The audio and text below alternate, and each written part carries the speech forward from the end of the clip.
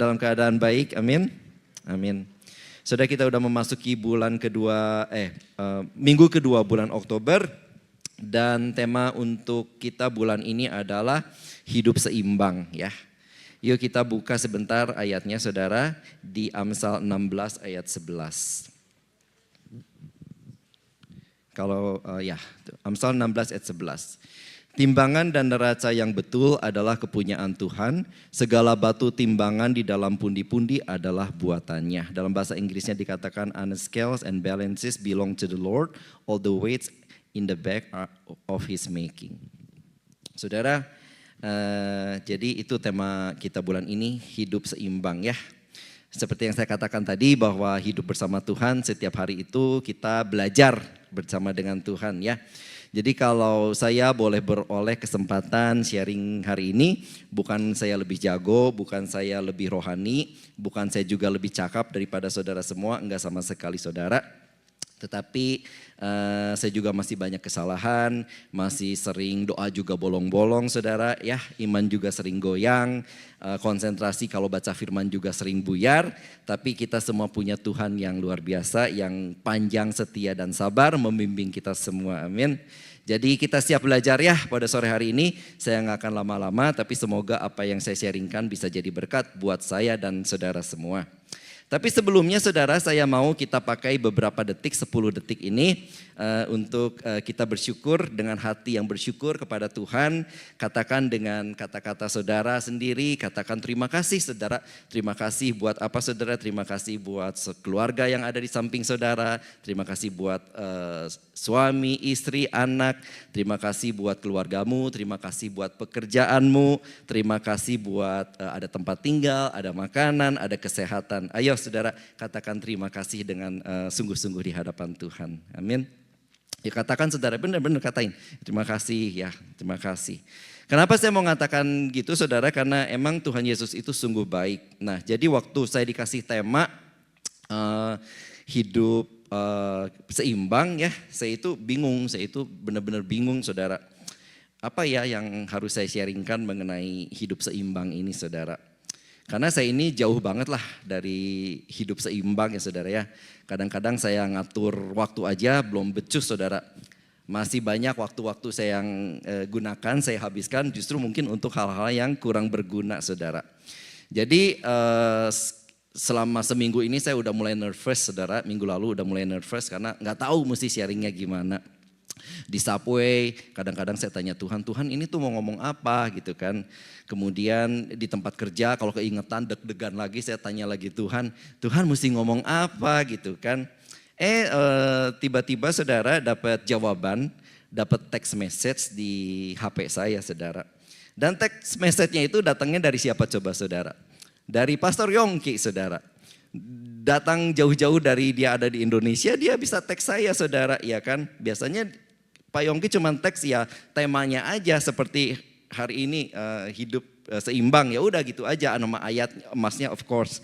Tetapi enggak ada bocoran ngomongin apa. Tapi ini dapat text message saudara, berarti wah Tuhan Yesus itu kayak ini si Harry nggak tahu mesti ngomong apa, ayo kasih tahu dia gitu kan. Jadi ada bocoran lah saudara mesti ngomong apa, jadi ya Tuhan baiklah saudara ya. Dan ternyata teks message-nya Pak Yongki ini bilang gini saudara. Intinya kita sebagai orang Kristen, hidup seimbang itu bukan menjaga agar semuanya itu tetap sama bagi rata gitu, enggak saudara. Tetapi hidup seimbang itu artinya kita menjadikan Tuhan Yesus sebagai pusat dari segala aktivitas kehidupan kita. Saudara kalau kita masuk ke slide berikutnya, kita itu kan hidup ya saudara ya. Kita itu ada professional life ya kan, kita ada spiritual life, kita ada social life, kita ada juga family atau private life. Nah, kita itu punya professional life yaitu kerjaan kita, karir kita, studi kita ya kan. Kemudian kita punya family life, private life kita dengan keluarga ya kan. Kita juga punya social life dengan teman-teman dan tentunya kita punya spiritual life. Di mana spiritual life ini ya itu kehidupan pelayanan kita di dalam Tuhan saudara. Waktu yang kita sengaja luangkan untuk bisa bertumbuh di dalam Tuhan. Nah ternyata semua aspek itu gak ada ya gambarnya ya, slide-nya ya, gak keluar ya. Anyway, pokoknya saudara, yang tadi personal life, family life, ada spiritual life, ada apalagi tadi profession life, ya kan? Sama apalagi tadi satu lagi saudara, family life kan, tuh itu ya, ada profesional kan di atas. Kemudian pokoknya dikelilingi lah saudara ya, hidup kita ini kan berputar-putar di antara ini semua, ada spiritual life, social life, family atau private life. Nah kita mau jadikan ternyata Tuhan Yesus itu hidup seimbang itu, jadikan Tuhan Yesus sebagai pusat dari segala aktivitas kita saudara. Nah, dan gimana kita bisa mencapai hal ini? Nah ini kan bocoran pertama, bahwa ternyata hidup seimbang itu bukan berarti professional life kita kasih bobot 25%, spiritual life 25%, kemudian family 25%, ya kan, jadi semuanya 100% rata. Enggak saudara, ternyata hidup seimbang itu kita harus belajar gimana menjadikan Tuhan Yesus sebagai pusat dari segala aktivitas kehidupan kita sehari-hari. Dan gimana mencapai hal ini saudara, dan Pak Yonggi juga kasih bocoran. Bocoran yang kedua adalah kita harus belajar dari kehidupan Tuhan Yesus sendiri. Nah, jadi hari ini yang mau saya sharingkan, gimana kita supaya punya hidup yang balance, semua kesibukan kita itu kita jadikan Tuhan Yesus. Nah, kita belajar dari kehidupan Tuhan Yesus sendiri ya. Nah, Marcel, ini teman kita Marcel, kalau dia jadi host di Zoom meeting, dia itu kan sering mengutip ayat dari Matius 4 ayat 4. Ini kan ayat yang terkenal banget saudara. Matius 4 ayat 4 berkata, tetapi Yesus menjawab, ada tertulis, manusia hidup bukan dari roti saja, tetapi dari setiap firman yang keluar dari mulut Allah. Nah kan tadi udah dibilang bahwa hidup seimbang itu bukan berarti kita harus pukul rata semuanya, persen-persennya jadi rata semua gitu, enggak saudara. Tapi kita justru harus tahu apa yang harus kita prioritaskan dalam kehidupan ini, yaitu tentunya bukan cuman hidup dari roti saja, yaitu yang semua aktivitas-aktivitas itu, tetapi kita juga harus tahu memprioritaskan yaitu Tuhan saudara, jadi pusat dalam kehidupan kita. Nah saya percaya kenapa Tuhan mau kasih tema ini, karena ini Tuhan peduli banget sama hidup saya dan saudara, amin. Tuhan mau kita punya hidup yang balance, yang seimbang, supaya hidup kita enak, supaya hidup kita enjoy. Karena kenapa saudara, segala-segala yang gak balance, yang gak seimbang itu kan gak enak ya saudara ya. Kalau kita drive mobil, mobilnya itu gak seimbang, gak balance, setirnya aja gak enak untuk dikendarai saudara. Makan juga saudara, ya kan, kalau gak seimbang, cuma nasi, semuanya karbohidrat, gak ada daging, gak ada sayur, ya kan, gak ada proteinnya. Nah itu juga gak seimbang, gak enak saudara. Nah demikian juga dengan hidup kita. Kalau nggak seimbang juga nggak enak. Makanya sering kalau mungkin kita merasa bosen, merasa letih, merasa lesu, merasa burn out.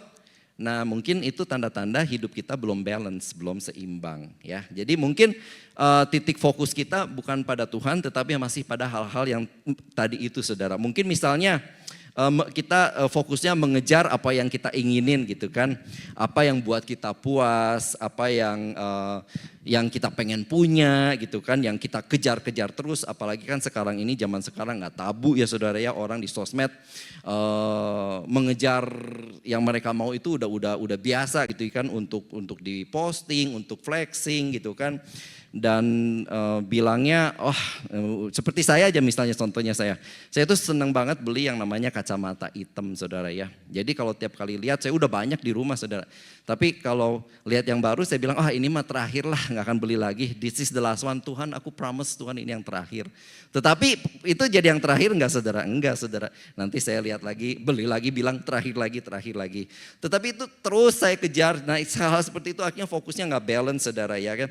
Jadi saya blur antara apa yang saya butuhin sama apa yang saya perlu, apa yang keinginan saya. Ternyata saya cuma mengejar keinginan saya, bukan apa yang saya butuhkan saudara. Semakin mengejar, ternyata ini akan semakin gak balance hidup saya ini saudara. Semakin kita titik fokusnya hanya kepada salah satu, bukan kepada Tuhan, hidup kita gak balance saudara ya. Kemudian apalagi saudara yang bikin kita gak balance? Kadang-kadang hal-hal yang urgent ya kan. Tadinya enggak urgent, tetapi misalnya karena kita suka tunda, akhirnya jadi urgent ya kan. Kemudian Kita pikir masih ada waktu lah, nantilah, besok lah, udah besok, masih ada waktu, besoknya lagi, besoknya lagi, besoknya lagi. Sampai akhirnya jadi yang tadinya nggak urgent jadi urgent. Dan tiba-tiba di hari itu ternyata juga banyak hal yang kita harus lakukan, akhirnya kita kelabakan dan nggak balance saudara ya kan. Lalu apalagi saudara, kehidupan kita yang masih setengah-setengah di dalam Tuhan. Seperti kaki kita ada di dua perahu, satu perahunya Tuhan, satu perahunya dunia saudara. Jadi nggak balance, yang ini kita ikut Tuhan, yang ini kita masih mau ikuti keinginan kita sendiri. Nggak mau 100% tunduk dan taat kepada Tuhan. Kita udah dengar Tuhan tegur, tapi kita masih terus lakukan lagi. Nah itu bikin hidup kita juga nggak balance saudara. Jadi semua prioritas yang salah ini membuat hidup kita nggak enak, membuat hidup kita nggak balance. Hidup kita sibuk tetapi salah prioritas saudara. Hidup kita sibuk tetapi nggak seimbang, nggak balance. Dan itu bukan tujuan Tuhan buat hidup kita. Makanya Tuhan kasih tahu kita hari ini, ajar kita untuk hidup balance supaya Tuhan Tuhan itu mau kita enjoy hidup kita ya kan. Sibuk tapi juga nggak cemas, nggak stres. Sekarang kita mungkin sibuk saudara, tetapi masih cemas, masih stres ya kan. Dan itu bukanlah kemauan Tuhan dalam kehidupan kita saudara. Di Mazmur 46 ayat 10, nah ini yang pertama kita mau belajar gimana hidup balance. Di Mazmur 46 ayat 10 dikatakan, diamlah dan ketahuilah bahwa akulah Allah. Be still and know that I am God.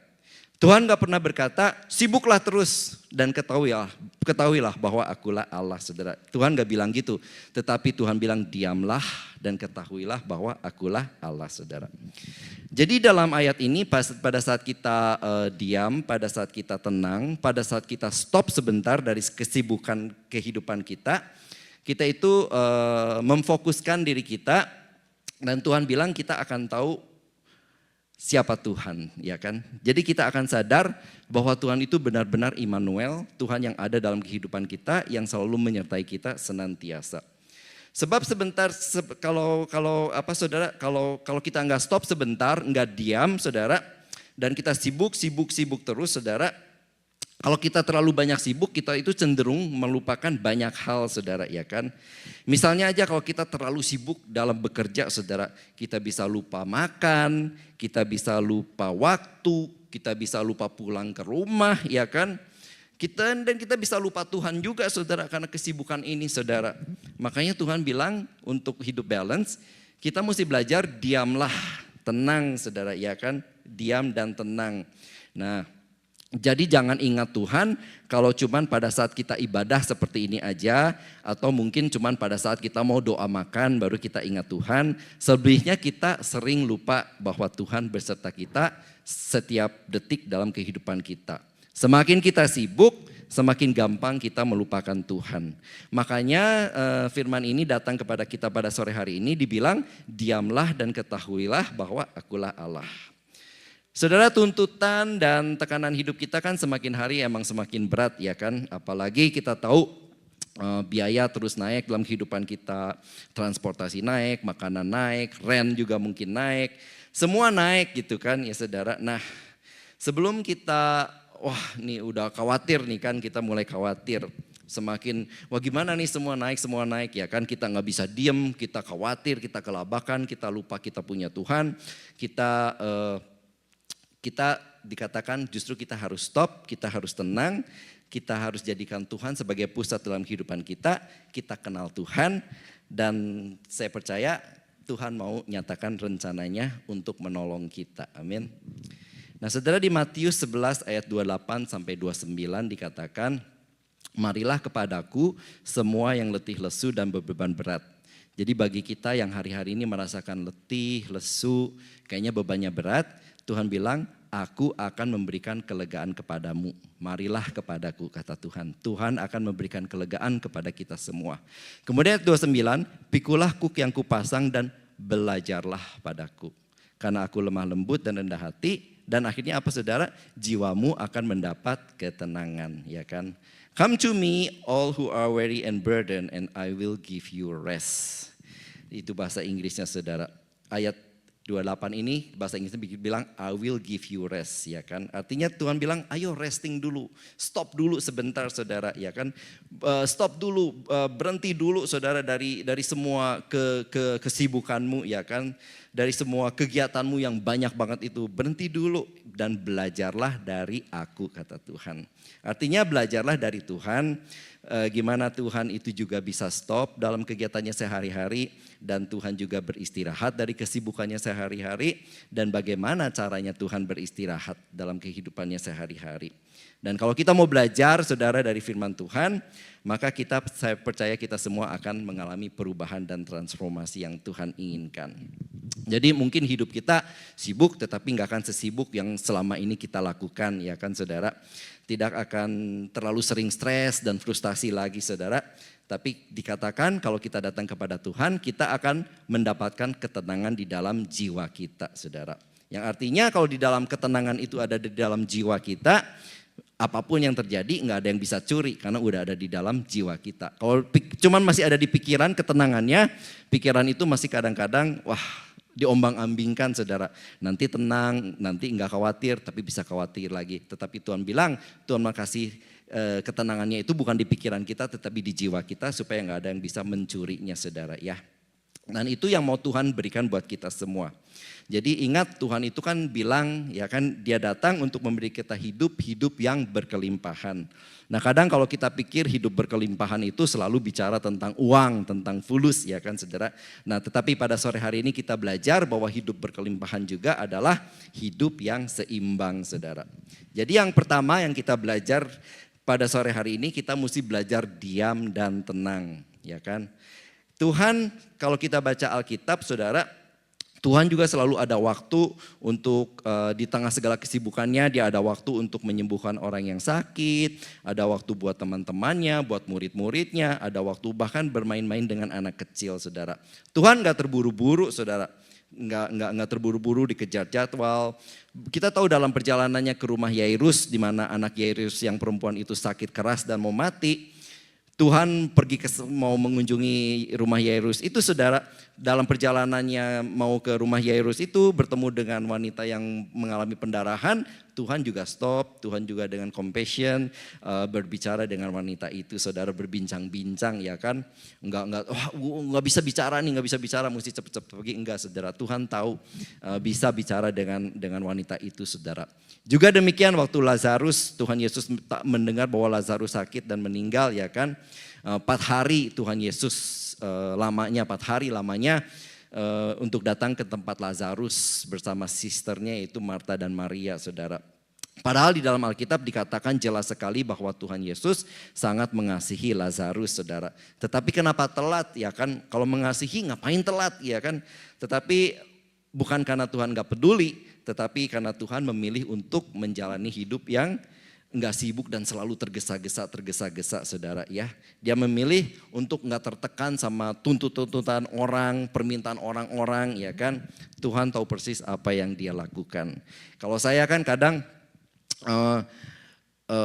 orang minta tolong atau apa iya kan, padahal mungkin aduh nggak bisa tapi karena nggak enak iya semuanya iya saudara, akhirnya pressure sendiri, akhirnya tertekan sendiri saudara. Tapi Tuhan Yesus di dalam mengambil keputusan dia nggak gegabah, dia nggak terburu-buru. Jadi saudara, untuk menemukan keseimbangan mari terus kita belajar untuk bisa tenang di dalam hadirat Tuhan. Kita slow down a little bit kehidupan kita saudara, kita stop sebentar, kita jadi tenang saudara. Ya kan, kalau tenang kita bisa dengar kita bisa kata firman Tuhan, tenanglah supaya kamu bisa berdoa saudara.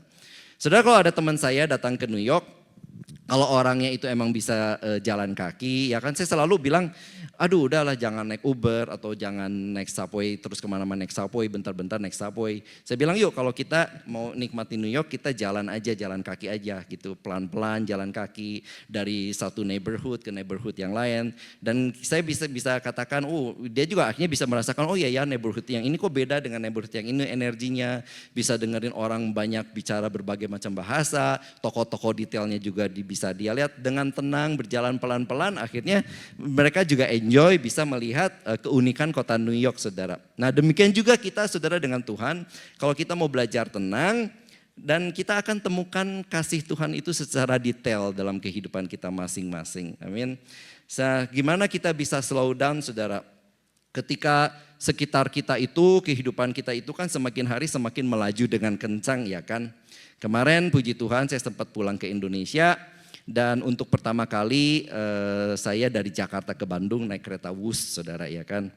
Kalau dulu saya ingat banget dari Jakarta ke Bandung itu kan rumah saya kan di Bandung.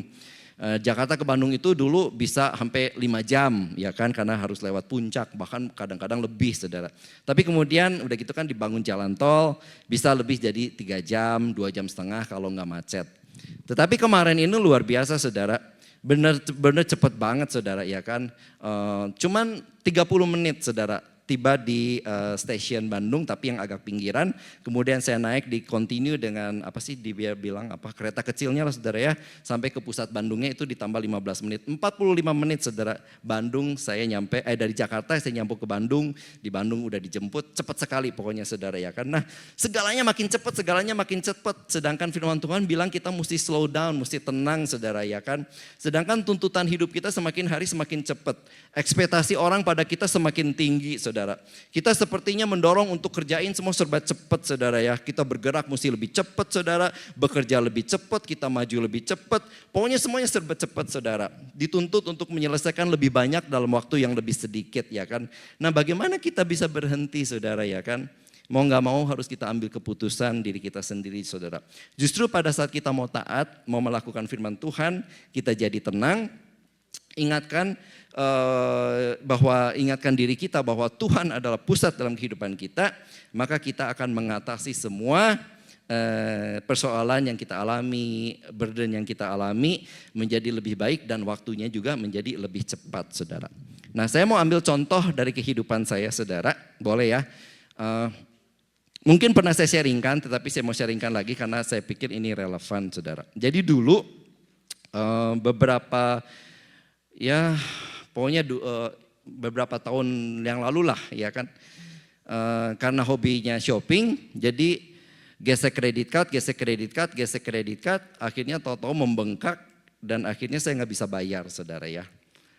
Hutang ke bank, hutang kredit card besar banget, bunga saya waktu itu cuma bayar bunganya aja, kan membengkak terus saudara ya kan. Kemudian saya pikir aduh ini gimana nih ya kan. Waktu itu saya pikir wah berarti saya mesti cari kerja lagi nih untuk lunasin hutang kredit card yang membengkak saudara. Kemudian saya cari kerja lagi saudara. Saya kerja waktu itu di office dari Monday to Friday dari jam 9 sampai jam 5. Kemudian saya dapat kerja di Banana Republic di Rockefeller bagian shift malam. Saya kerja mulai dari sana dari jam 7 sampai tutup. Kadang-kadang kalau ada restock saya ambil juga jadi bisa pulang sampai jam 2 jam 3 malam. Besoknya kerja lagi. Masih kurang saudara. Aduh. Ini masih belum ketutup untuk bayar hutang kredit card yang banyak ya kan. Kemudian saya akhirnya ambil lagi kerja hari Sabtu dan Minggu saudara. Saya kerja di Soho, waktu itu kerja di toko baju namanya Ted Baker. Saya kerja di situ Sabtu Minggu saudara. 7 days a week saya kerja saudara. Kemudian saya kerja keras, mulailah kekumpul sedikit demi sedikit saudara. Tetapi capek banget saudara, saya nggak ada waktu untuk cari Tuhan. Saya nggak ada yang tadinya ke gereja jadi nggak bisa ke gereja ya kan karena udah capek banget, minggu juga kerja. Dan kemudian saya bilang tiba-tiba ya saya ingat Tuhan saudara ya kan, udah kecapean gitu. Saya ingat Tuhan, kemudian saya rest, kemudian saya ingat waktu itu waktu di dekat tempat kerja itu ada gereja Katolik. Saya jalan ke sana, tiap lunch saya doa di sana, saya tenangkan diri, saya doa.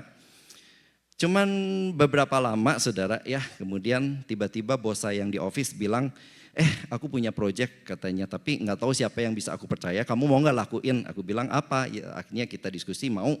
Dia bilang, ya udah kamu lakuin aja, kata dia ya. Dikasih tambahannya segini, lumayan besar saudara.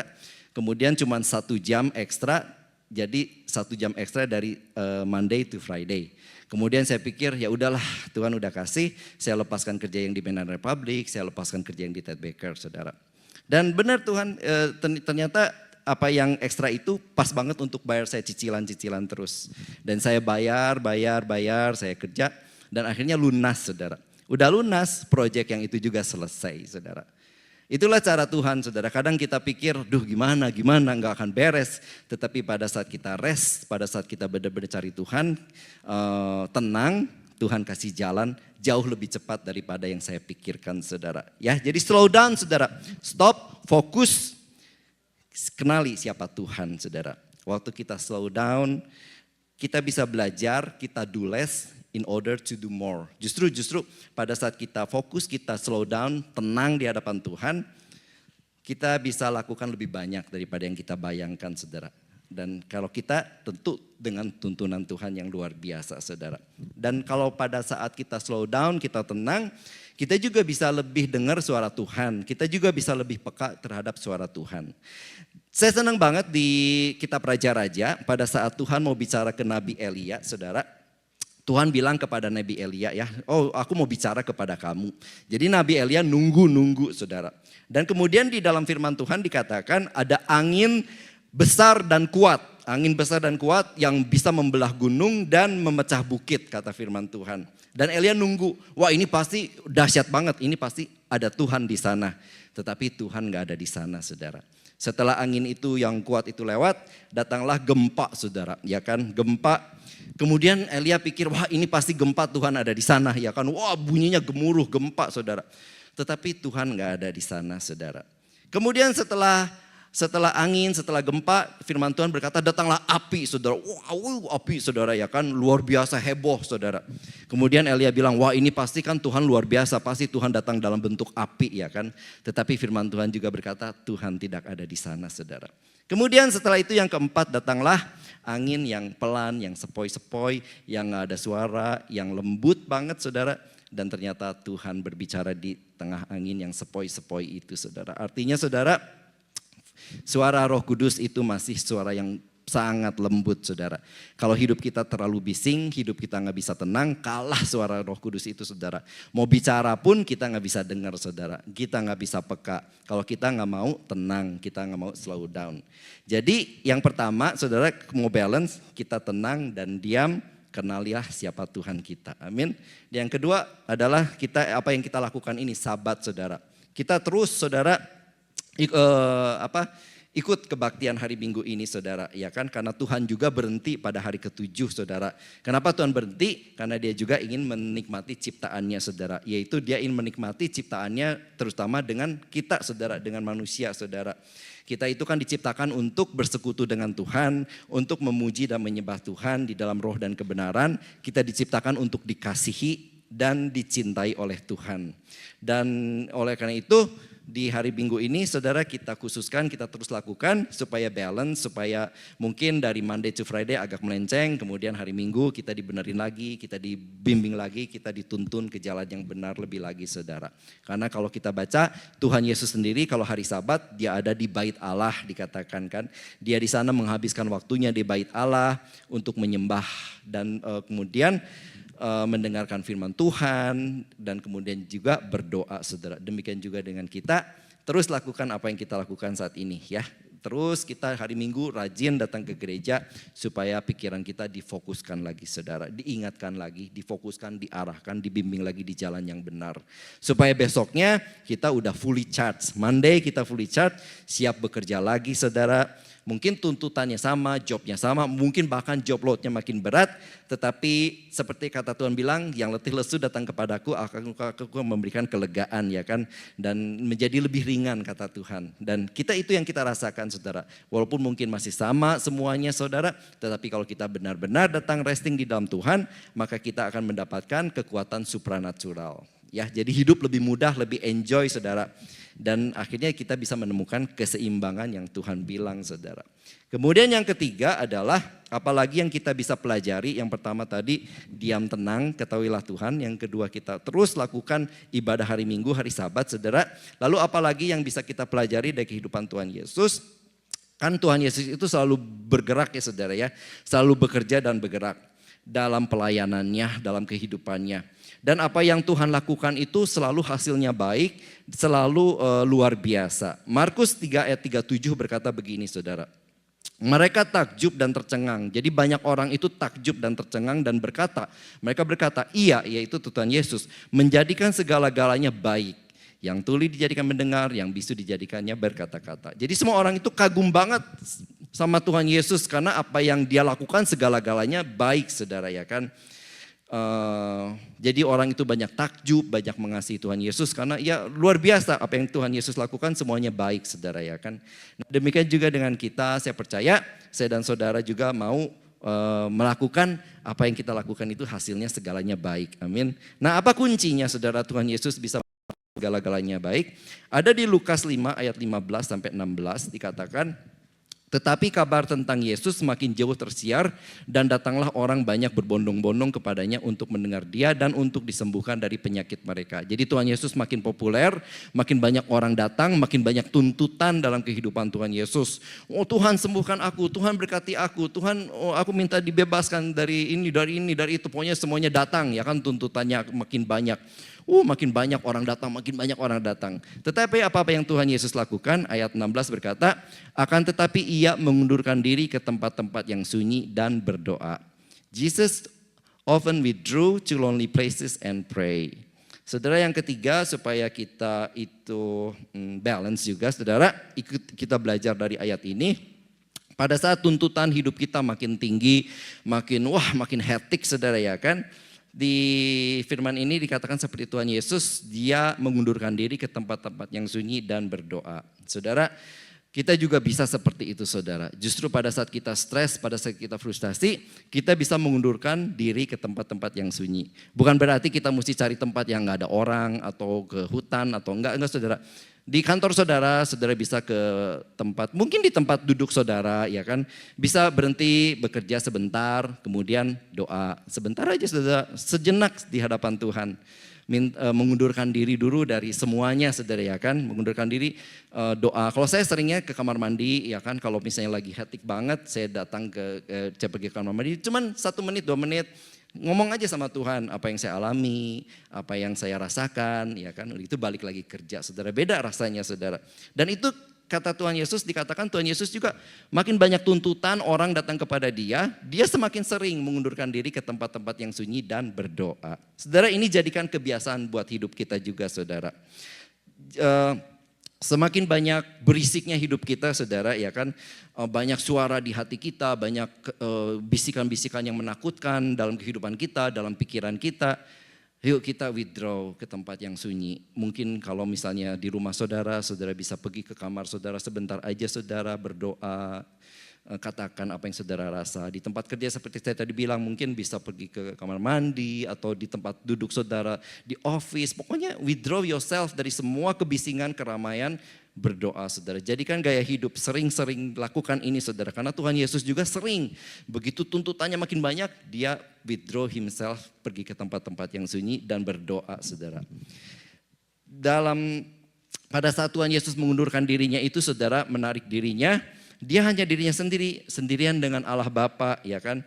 Di sana Tuhan berdoa, beristirahat dan minta tuntunan Tuhan. Demikian juga dengan kita, saudara. Setelah itu Tuhan Yesus dikatakan dia kembali lagi, dia melayani lagi, dia menyembuhkan orang-orang lagi, dia mengusir setan lagi, dia mengajar lagi, dia berkhotbah lagi, saudara. Nanti kalau ada tuntutan datang banyak lagi, dia menarik diri lagi, saudara. Jadi dia menarik diri kembali. Demikian juga dengan kita, supaya kita selalu ingat bahwa Tuhan berserta dengan kita. Kita juga harus sering-sering seperti itu, saudara. Jangan stres-stres sendiri. Withdraw yourself, datang kepada Tuhan, saudara, dan berdoa. Dan tenangkan pikiran kita, minta petunjuk dari Allah Bapa kita di sorga, saudara. Jadi ini yang kita pelajari pada sore hari ini. Yang pertama, kita mesti bisa belajar tenang dan kenali siapa Tuhan kita. Yang kedua, terus kita lakukan hari Sabat kita, saudara, beribadah di hari Minggu. Jangan jauhkan dari pertemuan-pertemuan ibadah, firman Tuhan bilang. Dan yang ketiga, menarik diri, sering-sering menarik diri dan berdiam, saudara, di hadapan Tuhan, ngomong sama Tuhan, ngobrol sama Tuhan. Karena semuanya itu dibilang, wah slow down, mengundurkan diri ke tempat yang sunyi. Ya, sementara kehidupan kita berlawanan balik dengan semua itu, saudara. Karena segala sesuatu di sekitar kita begitu sibuk, begitu bising, begitu berisik, ya kan. Kita nggak mau sendirian, kita malas sendirian, kita mau semuanya serba cepat. Nggak ada waktu untuk istirahat. Waktu untuk istirahat pun mungkin istirahat buat kita adalah nonton Netflix atau main nongkrong kemana, ke coffee shop mungkin saudara. Mungkin kita shopping dari pagi sampai malam, kita makan dari pagi sampai malam ya kan. Akhirnya waktu kita udah selesai itulah resting kita tanpa memfokuskan Tuhan saudara. Waktu kita kembali ke realita ternyata hati kita, jiwa kita tetap merasa nggak tenang. Bahkan mungkin badan kita juga capek saudara. Nah makanya sediakan waktu saudara di dalam hadirat Tuhan tenang. Ini perlu dilakukan dan terus kita mesti belajar. Karena untuk tenang itu enggak gampang saudara. Benar enggak gampang saudara, banyak godaan. Apalagi masuk ke pikiran kita. Apalagi kalau saya misalnya mau menenangkan diri itu. Misalnya saya mau memuji Tuhan kan pakai HP dulu masuk ke YouTube. Karena saya enggak langganan YouTube yang bayar itu saudara, tiba-tiba iklan masuk ya kan. Tadinya mau 20 menit, 5 menit aja udah buyar. Enggak jadi saudara ya kan. Jadi emang banyak sekali godaan, tapi mari kita sama-sama belajar, mari kita sama-sama berusaha untuk bisa menenangkan diri kita di hadapan Tuhan. Mungkin pertama 5 menit kita nggak tahan ya kan, tapi terus lakukan saudara. Dan saya percaya lama-lama kita akan terbiasa lagi dan kita bisa menikmati hadirat Tuhan. Dan akhirnya makin lama dan akhirnya apa saudara? Kita bisa lebih seimbang lagi dalam menjalani kehidupan kita saudara. Ayat berikutnya yang saya mau sharingkan adalah di Markus 6 ayat 31. Ini sama saudara, Tuhan Yesus berkata kepada mereka, marilah ke tempat yang sunyi supaya kita sendirian dan beristirahat seketika. Sebab memang begitu banyaknya orang yang datang dan yang pergi sehingga makan pun mereka tidak sempat. Saudara, ini ajakan Tuhan Yesus kepada murid-muridnya sebelum mereka sibuk mau memberi makan 5.000 orang. Keluarlah ayat ini saudara. Jadi sebelum Tuhan Yesus tahu bakal sibuk ya kan. Bakal sibuk nih mau kasih makan 5.000 orang saudara. Tapi sebelum itu dia bilang marilah ke tempat yang sunyi supaya kita sendirian dan beristirahat seketika. Saudara di tengah kesibukan kita sama seperti Tuhan mengajak murid-muridnya. Tuhan juga mengajak kita untuk kembali saudara. Yuk kita tenangkan diri ke tempat yang sunyi, beristirahat sejenak di dalam hadirat Tuhan. Tuhan tahu besok kita sibuk, kita menghadapi apa, Tuhan mau, kan ini sebelum mujizat 5.000 terjadi ya, 5.000 orang yang dikasih makan terjadi saudara. Jadi kalau Tuhan kita bilang ayo bersama dengan aku ke tempat yang sunyi, sendirian aja, dengan Tuhan aja saudara. Karena Tuhan mau melakukan mujizat yang besar dalam kehidupan saya dan saudara, amin. Saudara itu ajakan Tuhan buat kita, yuk kita responi, ya Tuhan besok saya sibuk banget. Tetapi justru semakin sibuk, semakin harus kita banyak meluangkan waktu untuk berdoa saudara. Karena we do less and then we'll do more.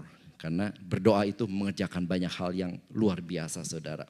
Kita istirahat tenang dalam Tuhan, kita bisa mendengar suara Tuhan, kita tahu tuntunan Tuhan, kita tahu mujizat Tuhan, kita tahu apa yang Tuhan sediakan buat kehidupan kita. Nah ayat terakhir saudara. Di Paulus ini yang nulis di 1 Tesalonika 4 ayat 10 sampai 11 dikatakan, tetapi kami menasehati kamu saudara-saudara supaya kamu lebih bersungguh-sungguh lagi. Bersungguh-sungguh apa saudara? Anggaplah sebagai suatu kehormatan untuk hidup tenang saudara ya kan. Nah di sini dibilang Paulus hidup tenang itu justru suatu kehormatan, suatu kemuliaan saudara. Supaya kita bisa hidup tenang, gak selalu diburu-buru, kita bisa tenang, kita bisa rest di dalam Tuhan saudara. Jadi pada saat tenang seperti saya bilang kita bisa berdoa. Bukan hanya doa, kita doa permintaan-permintaan kita saja. Tetapi pada saat tenang Tuhan Roh Kudus juga akan arahkan kita. Kita itu berdoa menjadi kita itu mengabdi kepada Tuhan. Karena kalau kita cuma datang kepada Tuhan, Tuhan minta ini, minta itu, minta ini, minta itu. Satu one way communication. Kemudian mungkin kadang-kadang ditambah dengan doa syafaat. Which is all good saudara. Gak apa-apa karena Tuhan itu adalah Bapa kita juga bisa mengatakan keinginan kita, wishlistnya kita gak apa-apa saudara. Tetapi pada saat kita tenang, justru Roh Kudus itu justru membimbing kita untuk berdoa sesuatu yang lebih deeper lagi. Yaitu apa saudara? Yaitu tiba-tiba kita punya hati yang disentuh oleh Roh Kudus. Dan tiba-tiba kita bisa berkata, Tuhan apa maunya Tuhan? Tuhan saya mau lakukan, Tuhan saya masih, tiba-tiba Tuhan ingatkan lagi banyak kesalahan kita. Kita bisa bertobat di hadapan hadapan Tuhan, di dalam hadirat Tuhan. Kita bisa diubahkan, kita bisa menangis, kita bisa, pokoknya dihiburkan oleh Tuhan segala macam, saudara, itu luar biasa banget. Jadi pada saat kita slow down, saudara, diam beristirahat, belajar untuk tenang, jadi bukan berarti kita itu jadi malas-malasan, jadi pasif, nggak kerja, enggak saudara. Tapi justru kita mau taat dan mau belajar dari kehidupan Tuhan Yesus, jadikan dia pusat dari kehidupan kita. Amin. Yuk saya panggil pemusik untuk boleh ke depan. Kita semua kan punya tujuan, punya mimpi, punya harapan, nggak apa-apa saudara. Kita semua bekerja keras untuk mencapai itu semua, nggak ada yang salah buat itu semua. Tapi untuk balance life, mari kita belajar slow down, mari kita belajar memperlambat, kita belajar untuk tenang di hadirat Tuhan, sendirian dengan Tuhan, menunggu dan menantikan Tuhan di dalam kesendirian, kesunyian kita, saudara. Nikmati hadirat Tuhan, saudara. Dan kita tahu, no matter what, apa yang kita alami saat ini, Tuhan bersama dengan kita. Bagaimana supaya balance, saudara? Jadi kita udah belajar dari kehidupan Tuhan Yesus. Tenang ya, belajar tenang saudara. Pada saat kita baca firman tenang, pada saat doa tenang. Sampai kita ketahui siapa Tuhan saudara. Belajar tenang itu sekali lagi enggak gampang saudara. Di tengah-tengah kehidupan kita sekarang ini enggak gampang. But that's the challenge. Kalau kita bisa atasi challenge itu, kita bisa mengenali Tuhan. Dan yang kedua, terus kita lakukan hari Minggu beribadah kepada Tuhan. Supaya kita, pikiran kita yang udah mulai melenceng, di-refocus lagi sama Tuhan. Dan kemudian yang ketiga saudara, rutin. Kalau kita udah hectic kehidupan kita dari Monday to Friday, sering-sering saudara withdraw yourself. Tarik diri sendiri. Jangan ngapa-ngapain, tetapi berkomunikasi dengan Tuhan. Seperti Tuhan Yesus menarik dirinya ke tempat-tempat sunyi dan berdoa. Demikian juga kita saudara. Withdraw ourselves ke tempat-tempat sunyinya kita berdoa kepada Tuhan dan saya percaya Tuhan pasti mendengar. Dan kalau pada saat kita tenang, doa yang kita ucapkan juga bukan cuma permintaan-permintaan, tetapi akhirnya kita tahu siapa kita, apa yang maunya Tuhan dalam kehidupan kita. Dan saya percaya pasti kita bakal menjawab, ya Tuhan saya mau, karena Roh Kudus ada di dalam kehidupan kita. Dan kalau kita mau belajar melakukan ini semua, kita pasti akan mengalami terobosan yang luar biasa. Amin. Ada sukacita, ada kebebasan yang sejati. Haleluya. Yuk tundukkan kepala, kita berdoa.